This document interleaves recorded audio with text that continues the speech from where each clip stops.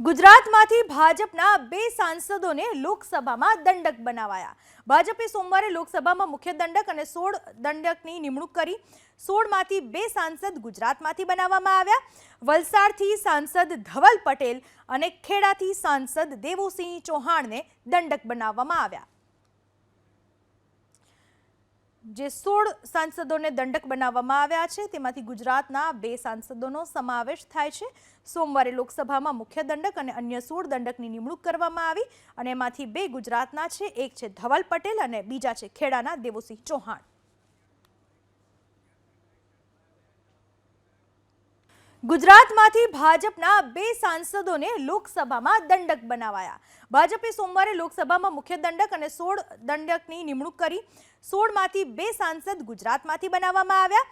વલસાડથી સાંસદ ધવલ પટેલ અને ખેડાથી સાંસદ દેવુસિંહ ચૌહાણને દંડક બનાવવામાં આવ્યા।